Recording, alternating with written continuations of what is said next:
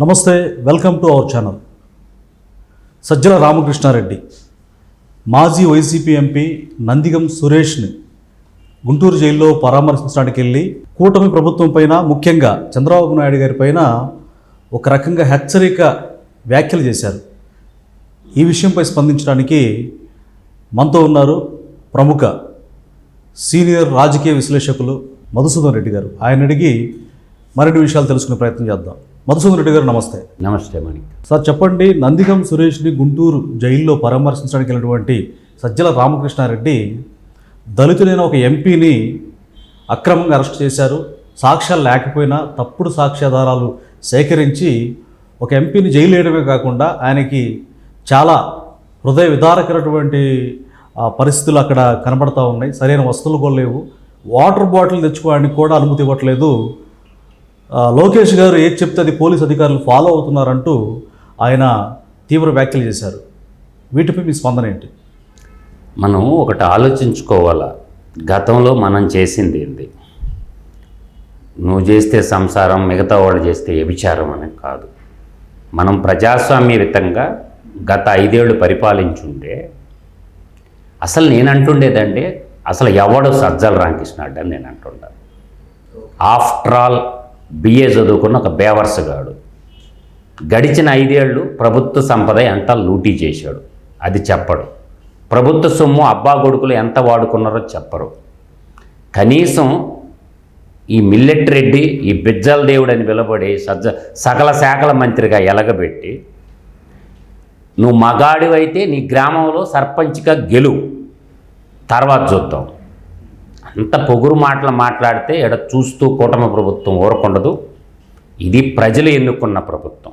అంటే 2-3 ఏళ్ళలో ఎన్నికలు వస్తున్నాయి, మీరు హెరాస్మెంట్ మాకు నేర్పిస్తున్నారు, మేము చేస్తే ఎలా ఉంటుందో ఒకసారి చూపిస్తామని కూడా అంటున్నారు ఆయన. ట్రై చేయరా అంటుండా. జైలుకు పోకుండా అబ్బా కొడుకులు ముందు ఉండండి. ఎందుకు దళితులను అడ్డం పెట్టుకొని బతుకుతావు? నువ్వు మగాడివేగా, దళితులను ఎందుకు అడ్డం పెట్టుకుంటున్నావు? నువ్వు మగాడివే కదా, నువ్వు రా బయటికి. నీ విశ్వరూపం ఏం చూపించావో తెలుసు కదా. గతంలో క్యాబినెట్లో ముఖ్యమంత్రితో కలుపుకొని 26 మంది మంత్రులుంటే ఒక్కరిని కూడా మాట్లాడనిచ్చావా? ఒక్కరికన్నా విలువనిచ్చావా? 2 దళిత హోంమంత్రులుంటే, ఒకటే సుచరిత గారు ఎడ్యుకేటెడ్, తర్వాత తానేట వనిత గారు, 2 దళిత మహిళామణులుంటే వాళ్ళని పనిచేసుకోనీయకుండా ఆ హోంశాఖను మొత్తం చేసినటువంటి బిఏ చదువుకున్న ఈ బేవర్సగాడు కాదు, వీడి మీద ఎక్కువ చదువుకున్నారు వాళ్ళు. నువ్వు ఒక తెల్ల చొక్కా తెల్ల ప్యాంట్ వేస్తే నాయకుడు అయిపోతావా ఏంటి? అసలు ఈ బిజ్జల దేవుడు, ఈ మిల్లెట్ రెడ్డి అనేవాడు మాట్లాడేదానికి విలువ లేదు. నువ్వు మగాడివైతే రేపు రానున్న గ్రామ సర్పంచ్ ఎన్నికల్లో నీ సింహాద్రిపురం మండలంలో నీ ఊళ్ళో గెలువు, అప్పుడు మాట్లాడు బయటకు వచ్చి. నేను వస్తే ఇంక వీళ్ళు వచ్చేది లేదు, సచ్చేది లేదు. వీళ్ళ బతుకు ఇంకంతా కూడా మాణిక్యం గారు జైలు ఊసలు లెక్క పెట్టడమే.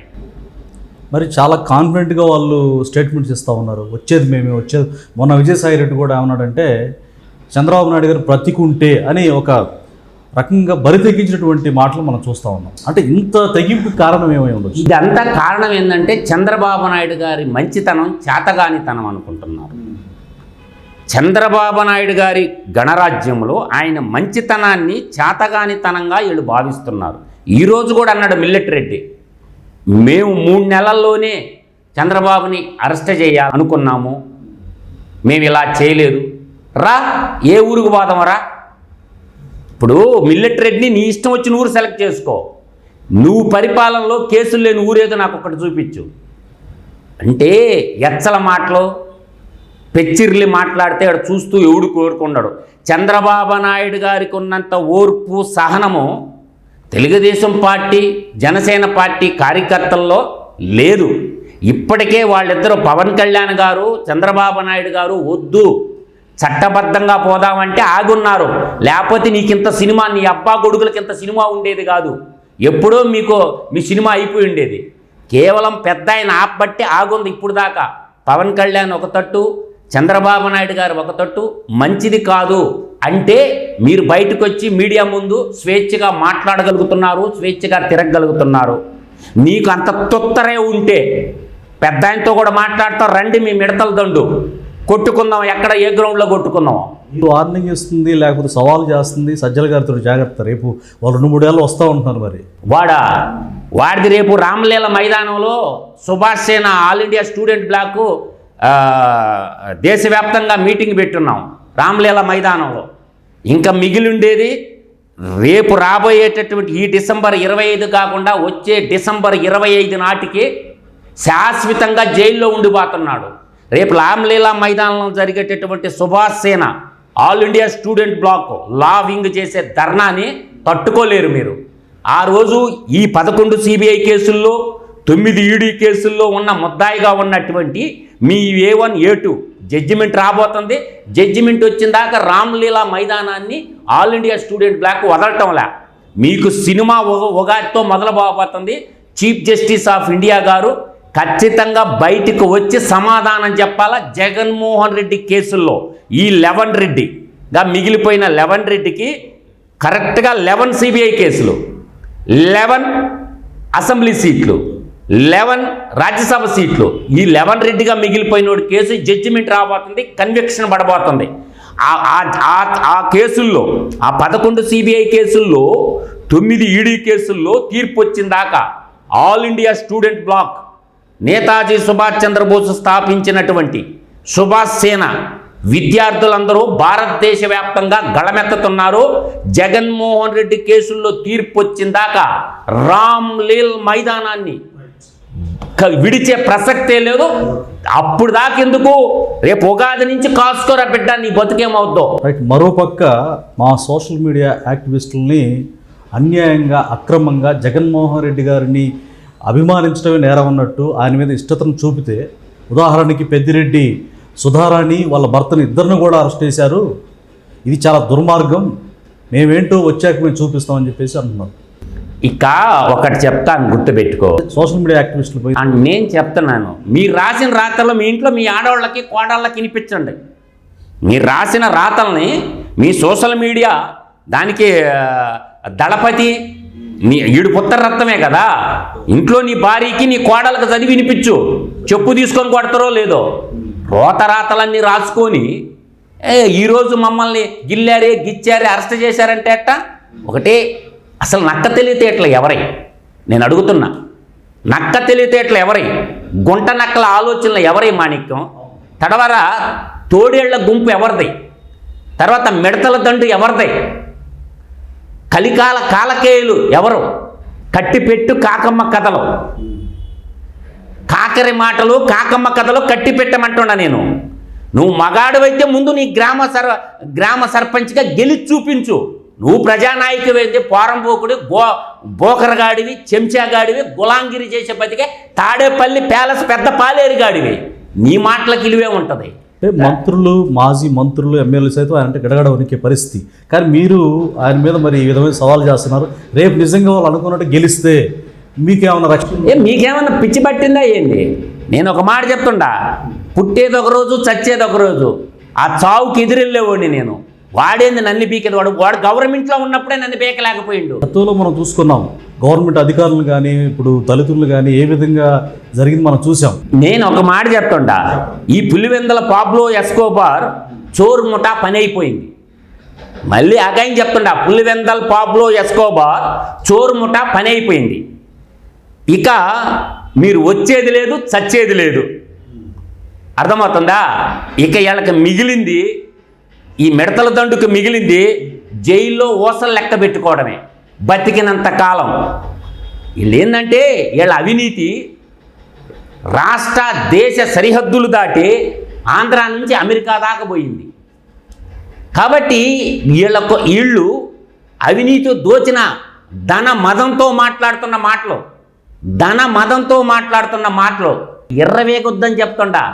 మీరు అన్నట్టు కరెక్ట్ మధుసూదన్ రెడ్డి గారు. ఫస్ట్లో అన్నారు మీరు అసలు ఏ హోదాతో మాట్లాడుతున్నారని. నిజమే, ఆయన ఒక సలహాదారుగా ఉన్నారు గత ప్రభుత్వంలో, కానీ ఆయనకి ఎలాంటి డిజిగ్నేషన్ లేదు. సలహాదారుడు అంటే ఇండివిజువల్గా అది హైడ్ అయిపోయి ఆయనకి మంచి పరిపాలనలో సహకరించే ఆలోచనలు చెప్పాలి. కానీ ఈయన ఒక క్యాబినెట్ మంత్రి కంటే కూడా ఎక్కువ సకల శాఖ మంత్రులుగా వాళ్ళని రూల్ చేసే విధంగా ఆయన స్టేట్మెంట్స్ ఇవ్వడం, ఈ విధంగా పార్టీ తరఫున మా పార్టీ వస్తే అని ఈ విధమైనటువంటి హెచ్చరికల్ని ఏ హోదాతో ఆయన నిర్వహిస్తున్నారు మీరు? నేననేది వాళ్ళ పెండాకూడు, వాళ్ళు ఏదన్నా మాట్లాడుకోమనండి, అనవసరం. నువ్వు ఎర్రవీగితే ఏడ ఊరు చేతులు ముడుచుకొని కూర్చోలేరు.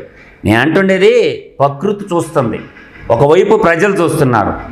ప్రజలకి అంతా అర్థమైంది కాబట్టి పంగనామాలు ఇచ్చారు. మామూలుగా వెంకటేశ్వర స్వామికి 3 నామాలు ఉంటాయి, కానీ పంగనామాలు ఇచ్చారు. పంగనామాలు అంటే 11. ఈసారి కానీ ఎలక్షన్ వచ్చిందనుకో 2029లో ఎప్పుడన్నా ఎలక్షన్ రానియండి, ఇంకా మిగిలింది ఏకలింగం మిగలద్ది.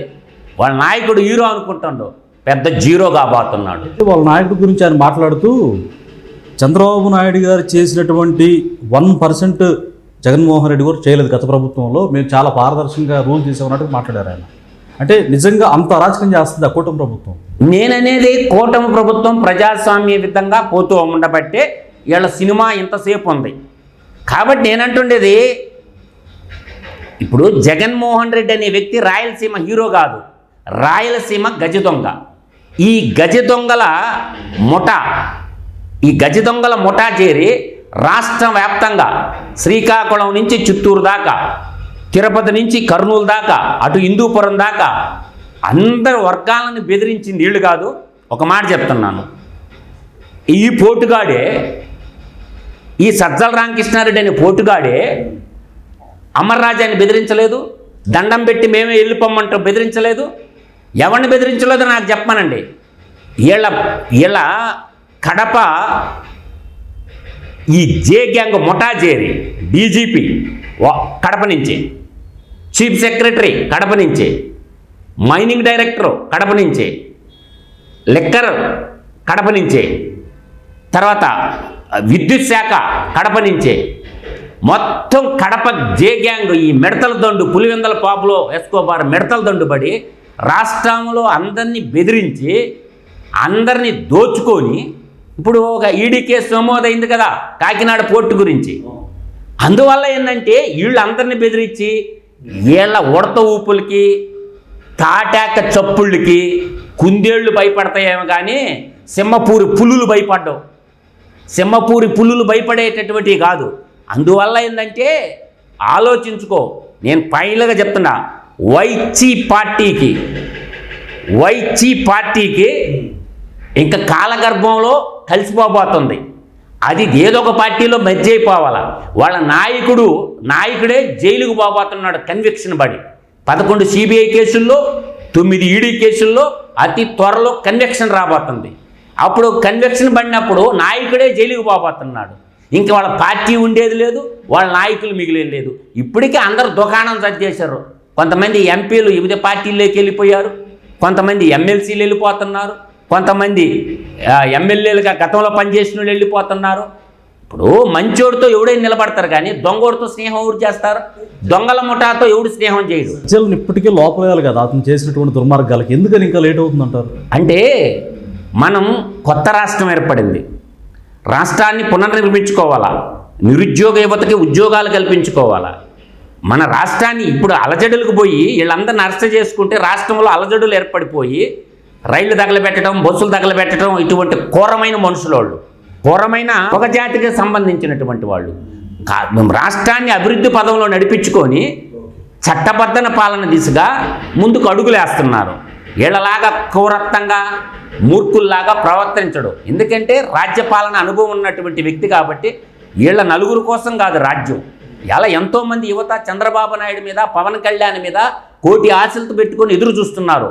ఉద్యోగాలు కల్పించాలా, ఒకవైపు కంపెనీలు తెస్తున్నారు, ఒకవైపు పెట్టుబడులు ఆకర్షిస్తున్నారు, ఒకవైపు అమరావతి నగర నిర్మాణం చేస్తున్నారు, మరోవైపు పడావ పెట్టిన పోలవరం నిర్మాణం జరుగుతుంది.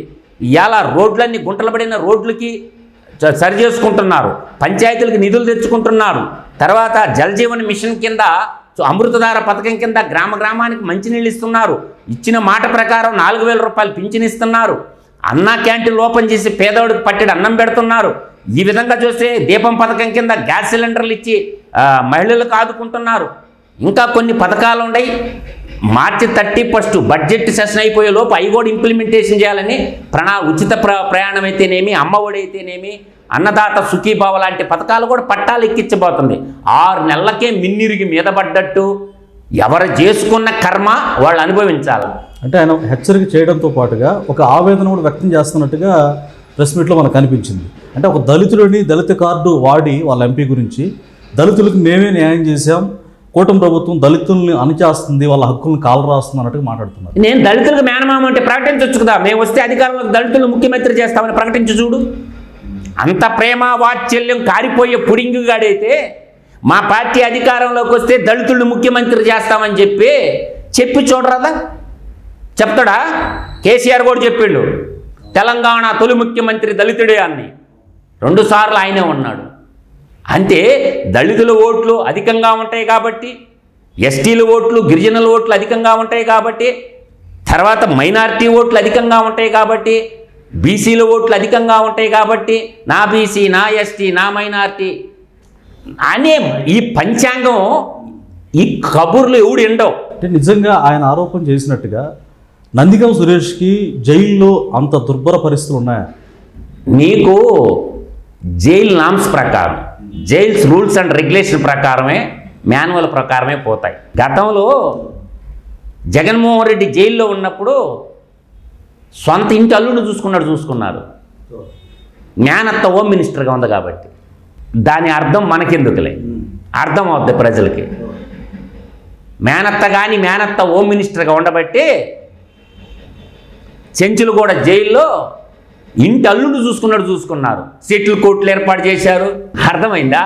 అందువల్ల ఏంటంటే అందరి ఖైదీల్లాగానే యాజ్ పర్ నామ్స్ ప్రకారం వీళ్ళు చేసిన దొంగ డాక్యుమెంట్లు, దొంగ వచ్చినట్టు వీళ్ళే దొంగ డాక్యుమెంట్లు సృష్టించి స్కామ్ లేని దాన్ని స్కీమ్ని కాస్త స్కామ్ చేసి మనకు శరత్ అసోసియేషన్ వాళ్ళు దొంగ పత్రాలు, చంద్రబాబు నాయుడిని జైల్లో పెట్టిన కేసు. నిన్న కాకినాడ పోర్టు కూడా కేఎస్ సంతానం, శ్రీధరండ సంతానం దొంగ ఆడిట్ పత్రాలు. అంటే ఇంకే కంపెనీ చేయరు. వీళ్ళు కొట్టాకేయాలనుకున్నా వాడు ఎల్ఎల్పి ఉంది కదా, ఇప్పుడు కేఎస్ శ్రీధరండ సంతానం అయ్యి దొంగ. అంటే గంగవరం పోర్టు ఆడిట్ చేపిరు వాళ్ళ చేత, కృష్ణపట్నం పోర్టు ఆడిట్ చేయొచ్చు, విశాఖపట్నం పోర్టులు, మచిలీపట్నం పోర్టు ఎన్ని ఆడిట్ చేయాల. వీళ్ళు కొట్టేయాలనుకున్నటువంటి కంపెనీలే ఆడిట్ చేయించారు. వాడిని 4 పెరగతుండాలకి ఇప్పుడు ఈడీ సిబిఐ కేసు వచ్చిందిగా. ఎంత ఏందంటే వీళ్ళ మీద కేసులు నమోదవుతా వీళ్ళ దాకా వస్తుండయి. ఇప్పుడు ఏళ్ళు కట్ చేశారు. రూట్ ఏడ దాకపోతుంది, తాడేపల్లి కొంప దాకపోతుంది. ఒక ఆడపిల్లని, ఒక సినీ నటి డాక్టర్ కాదాంబరి జత్వాన్ని తీసుకొచ్చి దాంట్లో పాత్రధారుడు ఈడు కూడా ఉండడు, ఈ మిల్లెట్ రెడ్డి. ఆ జత్వానీ కేసులో మిల్లెట్ రెడ్డి కూడా ఉన్నాడు. ఆ రోజుల్లో 25 ఏళ్ళు 30 ఏళ్ళు నేనే ముఖ్యమంత్రిని మాయ చేసి ఐపీఎస్ వాళ్ళందరినీ, ఐఏఎస్ వాళ్ళని బలి చేశారు. ఆనాడు తండ్రి అధికారాన్ని అడ్డం పెట్టుకొని ఐఏఎస్ని బలి చేసి జైలుకి పంపించారు. శ్రీలక్ష్మి కానీ చాలామంది ఐఏఎస్ ఆఫీసర్లని. ఇప్పుడు ఈడు పరిపాలనలో ఉండే మళ్ళీ ఐఏఎస్లు ఐపీఎస్లు బలి అయిపోయారు. అంటే వాళ్ళని ఎందుకని దీంట్లో అతని నేరాల్లో ఎందుకు ఇంక్లూడ్ చేస్తున్నారు అంటే నమ్మిచ్చాడు ఆ విధంగా. నేనే 30 ఏళ్ళు ముఖ్యమంత్రి, మీకు ఎదురు లేదన్నట్టు, ఎదురు లేనట్టు. ఇది ప్రజాస్వామ్యం అన్న సంగతి మర్చిపోయి ఏకస్వామ్యం, నియంతృత్వం, ఫ్యూడల్, ఆయన ఒక రాజులాగా వీళ్ళంతా ఒక బానిసల్లాగా పనిచేశారు. ప్రజాస్వామ్యంలో దెబ్బ కొడితే అంబేద్కర్ మహాశయుడు సమానత్వం ఇచ్చింది ఆడనే. ఓటనే ఆయుధం కాడ అందరికి సమానత్వం ఇవ్వబట్టి వీళ్ళు సినిమా అయిపోయింది. అయితే చివరిగా చెప్పండి, గత ప్రభుత్వంలో జరిగిన అన్ని ఒక రకంగా నేరాలకి, అన్ని దుర్మార్గాలకి కేంద్ర బిందువుగా సజ్జల ఈ ప్రెస్ మీట్ పెట్టి ఈరోజు ఎవరైతే హెచ్చరికలు చేశాడో ఆయన కేంద్ర బిందువు కనపడుతున్నాడు. ఆయన అరెస్ట్ ఎప్పుడు జరుగుతుంది? నేననేది జగన్మోహన్ రెడ్డి అనే వ్యక్తి కన్విక్షన్ రాబోతుంది. ఉగాది నుంచి రామలీల మైదానంలో ఇది రాసి మరో స్వతంత్రోద్యమంగా చేయబోతున్నారు. ఫస్ట్ టేక్ ఓవర్ చేసింది జగన్మోహన్ రెడ్డి కేసు. జడ్జిమెంట్ ఇచ్చిన దాకా లేరు. All India student black legal wing వాళ్ళు ఎప్పుడు జరగబోతుంది? అది పర్మిషన్ కోసము అప్లై చేస్తున్నారు. గ్రౌండ్ పర్మిషన్ కోసం. ఖచ్చితంగా ఇస్తారు. ఎవరి కోసం ఇస్తారు? ప్రజాస్వామ్యయుతంగా శాంతియుతంగా చేసే ధర్నాకి ఎందుకు ఇవ్వరు? చీఫ్ జస్టిస్ ఆఫ్ ఇండియా సమాధానం చెప్పిన దాకా స్టూడెంట్ బ్లాక్ లైటం లేదు. ఇటువంటి అవినీతి పరుల కూరల పేక్కపోతే, వీళ్ళని జైలుకు పంపించకపోతే ఇది దేశ భద్రతకే ముప్పుగా ప్రమాణం ఇచ్చింది. కాబట్టి నెక్స్ట్ మళ్ళీ విజయ్ మాల్యాకి తీసుకుంటాం, ఆ తర్వాత నీరవ్ మోడీకి తీసుకుంటాం, ఆ తర్వాత లలిత్ మోడీకి తీసుకుంటాం. ఈ అవినీతి కేసుల్లో ఎవడెవడైతే దేశ ప్రజల సంపదను లూటీ చేసి దేశ సరిహద్దులు దాటించిన వాళ్ళు ఎవరు అతను? చీఫ్ జస్టిస్ ఆఫ్ ఇండియా అని మేము జడ్జిమెంట్ ఇవ్వమని అడుగుతున్నాం. దొంగతనం చేసిండా లేదా? ఆ రోజు 43,500 కోట్లు ప్రజాధనాన్ని లూటీ చేసినాడు తండ్రి అధికారాన్ని పెట్టి. నాటి సిబిఐ డైరెక్టరు మన తెలుగు బిడ్డ మొత్తం ఇచ్చున్నాడు. కాబట్టి దాని మీద దోచిండా లేదా? తీర్పు చెప్పడానికి ఎన్ని రోజులు పట్టద్ది? జడ్జిమెంట్ వచ్చిందనుకో, ఈడీసీ 11 సిబిఐ కేసులు, 9 ఈడీ కేసుల్లో కన్వెక్షన్ పెడితే ఇంక ఈడి పార్టీ ఆడుంటుందా? ఇంక వాడే ఉండనప్పుడు వాడు పార్టీ ఆడుంటుంది, నడిపించేట్టుడు వాడు. అందువల్ల ఏంటంటే వాడు అవన్నీ ఏమో కష్టపడి సంపాదించినాయి కదా. అందుకనే ఒక రాష్ట్ర ముఖ్యమంత్రిగా చేశాడు ఒక అవినీతి పరుడు. అందువల్ల ఏంటంటే రామలీలా మైదానంలో all India student black Subhash సేన ఆధ్వర్యంలో భారతదేశంలో ఉన్నటువంటి లా చదువుకున్నటువంటి స్టూడెంట్స్ అందరూ వస్తున్నారు అక్కడికి. ఆ దెబ్బకి పైకి పోయిన వాడు దెబ్బ గుర్తొస్తుడు. దేశ పునాదులు కదిపేటువంటి డౌటే లేదు. రాసి పెట్టుకోండి, నేను చెప్తున్నా కదా. ఉగాది నుంచి రామలీల మైదానంలో జగన్మోహన్ రెడ్డి పత్తి అప్పుడివిట్టి ప్రదర్శిస్తూ చీఫ్ జస్టిస్ ఆఫ్ ఇండియా వచ్చి సమాధానం చెప్పిన దాకా, ఆ కేసుల్లో జడ్జిమెంట్ ఇచ్చిన దాకా బయటికి లేచే పనే లేదు. ఒక రకంగా ఇది విప్లవాత్మకమైనటువంటి నిర్ణయం. అయితే ఖచ్చితంగా నడుస్తున్నాం, అడుగులు ముందుకే పడుతున్నాయి. దేశం మొత్తం చూస్తుంది, ప్రపంచ మీడియాని పిలుస్తాం, వరల్డ్ మీడియాని పిలుస్తాం, దేశ నేషనల్ మీడియాని, ప్రింట్ మీడియాని పిలిపిస్తాం, రోజు మాట్లాడిస్తాం. దేశభక్తులు అందరూ వచ్చి మాట్లాడొచ్చు ఆ మీటింగ్లో. డయాస్ ఆ విధంగా ఏర్పాటు చేస్తున్నాం. మీకు చట్టం పట్ల అవగాహన ఉన్నటువంటి వాళ్ళు, రాజ్యాంగం పట్ల అవగాహన ఉన్నటువంటి వాళ్ళు, ఎవడెవడో ఎంత దోచిండు ఈ దేశ సంపదని. తెల్లదొరల కంటే కొన్ని లక్షల రెట్లు దోచేశారు వీళ్ళు. మన తెల్లోళ్ళే దోచుకోపోయారంటే వీళ్ళు మన స్వదేశీయ ఈ నరహంతక ముఠాని, ఈ నయా దోపిడీల్ని ఎండగట్టకపోతే యువతరం నవతరము దేశాన్ని కాపాడకపోతే ఎట్టమానికం. అందుకని all India student black Subhash సేన నడుం బిగించింది. ఈ మహోద్యమానికి ప్రతి ఒక్కరూ చేయగలిపిస్తున్నారు. అందరూ స్వచ్ఛందంగా విరాళాలు కూడా ఇస్తున్నారు. ఇది ప్రజల చేత, ప్రజల కొరకు, నవతరం కొరకు చేస్తున్న ఉద్యమం. దీనికి సపరేట్ అకౌంట్ పెట్టిండ్రు, డబ్బులు కలెక్షన్ చేస్తున్నాం స్వచ్ఛందంగా. 10 రూపాయలు, రూపాయి, 5 రూపాయలు తీసుకుంటాం. ఇది ప్రజా విజయంగా మారిపోబోతుంది. మీరు చాలా తక్కువ అంచనా వేస్తారు. ఉగాది 1 నుంచి జగన్మోహన్ రెడ్డి కేసులో జడ్జిమెంట్ ఇచ్చిన దాకా రామలీల మైదానం ఖాళీ చేయము. ఏదో విధంగా సుప్రీంకోర్టుకు పోయి పర్మిషన్ తెస్తాం. ఢిల్లీ హైకోర్టు పర్మిషన్ ఇకపోయినా సుప్రీంకోర్టు శాంతియుతంగా ఏం అలజడులు లేకుండా న్యాయం అడుగుతున్నాం. న్యాయం చెప్పమని న్యాయస్థానాలని, న్యాయమూర్తుల్ని వేడుకోబోతున్నాం. ఈ దేశంలో న్యాయాన్ని బతికించండి, న్యాయమూర్తుల మీద గౌరవం నిలబెట్టండి, న్యాయస్థానాల మీద గౌరవం నిలబెట్టండి. అందుకు అడుగుతున్నాం, జడ్జిమెంట్ ఎందుకు ఇవ్వరు? ఇది వ్యాలిడ్ పాయింట్. అందువల్ల జగన్మోహన్ రెడ్డి సినిమా కల్లాస్. ఇంకా వాడు ముఖ్యమంత్రి అయ్యేది లేదు, భయపడాల్సిన అవసరం లేదు. అభయం ఇస్తున్నాను, జగన్మోహన్ రెడ్డి సినిమా కొల్లాస్. రాసి పెట్టుకోండి. వచ్చే ఈ డిసెంబర్ 25 నుంచి వచ్చే డిసెంబర్ 25 లోపల జగన్మోహన్ రెడ్డికి మిగిలింది ఇంకా జైలు బతుకే. ధన్యవాదాలు. నమస్కారం.